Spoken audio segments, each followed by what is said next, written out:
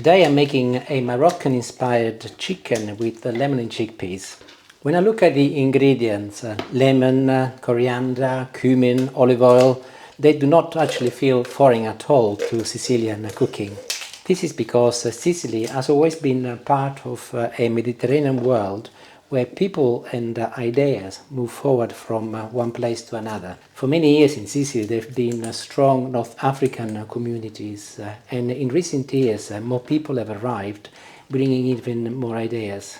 So whenever I cook with ingredients like these, they do not feel new to me. If nothing else, it's a way to reconnect present way of cooking to the old traditions when the Arabs used to rule Sicily. So although this dish is very much a Moroccan inspiration, it sits very nicely on a Sicilian kitchen.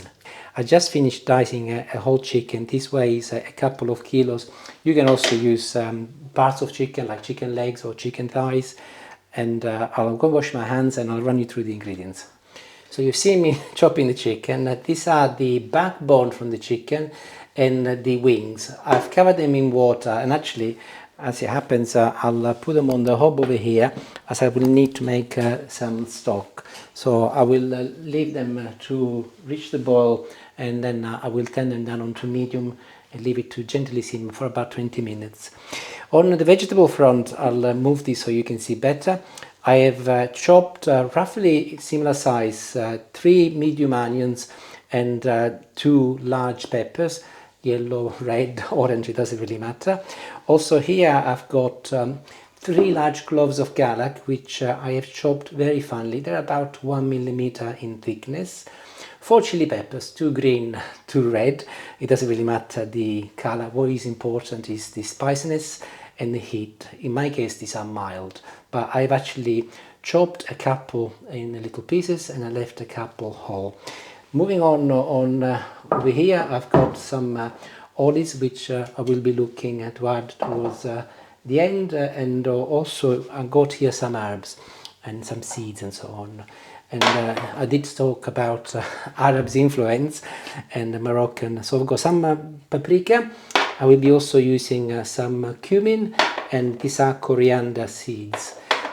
Also, what have I got here? I've got some saffron, half a sachet of saffron, a couple of lemons. I will be using the peel for one, and I will be slicing one towards the end. And here I've got obviously some of the other key ingredients. A couple of tins of chickpeas in water. I will be retaining the water. They weigh combined 480 grams. You can also use dry chickpeas if you like. Ensure that you get roughly half a kilo by the time they are cooked. Entirely up to you, but I want to make this recipe relatively easy. And of course, salt and pepper and olive oil. Hopefully I haven't forgotten anything. If I have, I'll let you know. But also in the description, I'll give you the exact quantity for each ingredient. And I'll start by browning the chicken. A little olive oil at the bottom of a large casserole. This is what I will be also using to cook my chicken in the oven eventually. So if you've got a cast iron casserole, which you can also use on the hob, ideal. If not, obviously use what you've got, and then we can transfer it into something which is suitable for the oven later. But quite simply, I'm going to add all of my pieces of chicken in the casserole first, and I'll season it with some salt and pepper. And I'm keeping the temperature on medium, enough for it to brown, but also I do not want the chicken to get stuck to the bottom. So just keep turning until it's brown and golden in color all over. You're not cooking the chicken, you're just browning it. Within a few minutes my chicken is brown, and you can see that it's nowhere near cooked, but I've changed in color, and that is exactly what I want. I'll put this on one side, and I'll turn this off for the time being. But can you see all of this at the bottom? That is obviously a remainder from the chicken. Do not wash it, as we're going to need this later, and I've actually just created the perfect base for my vegetables. I'm turning the heat back on medium temperature, a little frying pan, and these are my coriander seeds, and I'm going to use 1 level teaspoon in the go, and I will leave them to roast for about 3 minutes. By toasting the coriander seeds, I will be able to extract the maximum flavor. This is pestle and mortar. I'll just give them a a quick gentle crush, but I will leave them relatively coarse. Something like this. You can see that they are still relatively coarse. Beginning to bring some of those Moroccan spices in. So this is 1 level teaspoon of cumin, goes in with the coriander seeds, and I will also add some paprika, broadly the same amount, just under 1 teaspoon like this. It doesn't have to be precise, it's more important to get the cumin right. So I'll mix this together first, and earlier I showed you a couple of lemons. I've actually removed the zest from one using a potato peeler. Here I can show you what they look like. And then I squeezed the lemon, and to this mixture I'm going to add the juice from the same lemon, and I can mix together now, and this is ready to marinate for a little while. So I'll put it in the fridge for 10 minutes or so. In the meantime I'll continue with the other ingredients. And I can start building the base now. So the same pan I used before, all those lovely pieces of chicken are still there. I'm going to add a little bit more olive oil so that I've got a new base, and it's already getting to temperature. So I'll start by adding the chopped onion to my base first, and I'll now leave it in there to sizzle for 2 or 3 minutes until it has softened up. Looking good, and I can now add all of my chopped garlic and also my 4 chili peppers, the whole ones and the chopped ones, and I'll leave them to now cook alongside the onions for another couple of minutes. Followed by my marinade, which I just retrieved back from the fridge. Also, this is now a good time to add my saffron, which is in a sachet.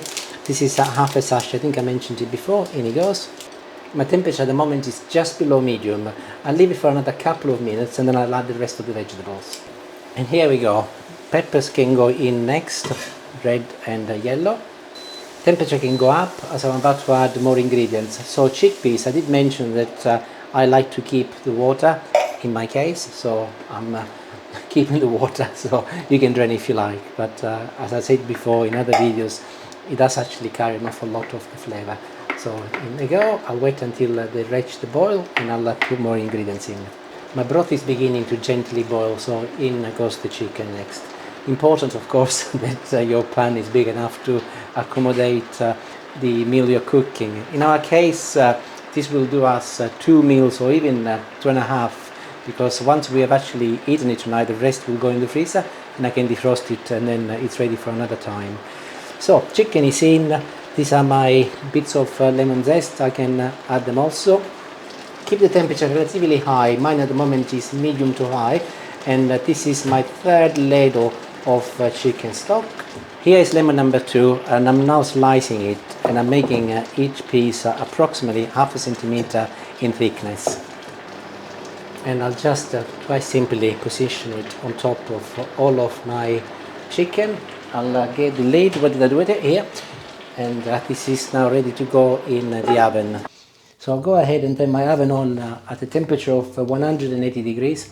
I always leave it to the last moment so I don't waste unnecessary electricity, and it will be going in for 1 hour. I'll see you then. 3 more steps and we are there, but we are about to enter very much the personal preferences sort of area now, and I'll tell you why. Firstly, to do with the olives. Some people add the olives alongside the rest of the ingredients before it goes in the oven. My personal preference is not to do that. That is mostly because I prefer my olives not to cook throughout the entire hour, and I think they release a little bit too much flavor. And because I do like quite a lot of olives, I think that it would be too overpowering, so I'm adding them towards the end. Now the quantities and the type of olives are entirely up to you. I'm adding, as you can see, a few spoons at the moment. I think I'll put 1 more and then I'll stop. You can also have a combination of black and green. You can also have a pitted and unpitted olive, but of course if you do use the unpitted olives and you've got guests or your partner, make sure that you tell them, otherwise it will be a little bit unpleasant on their teeth. So This is now ready to go back in the oven, a further 10 minutes, and then I'll leave the lid off this time so that the chicken browns up a little, and 2 more steps after that. See you in 10. And those last 10 minutes make a big difference, especially to the color. See, has changed to this beautiful golden and also crunchy color, and it's perfect. So the last 2 steps. First of all, the recipe actually asks for fresh coriander. I did say subjective. I personally prefer parsley, so I'm going to add parsley. Entirely up to you. I think that bearing in mind that I already got coriander when I roasted and I put it with the seeds, I think a little parsley complements it better in my view, of course.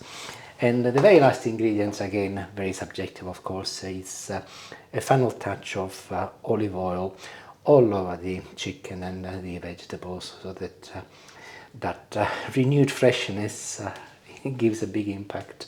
And it is ready. I'll just try some of this stock with the chickpeas first to see what the base is like.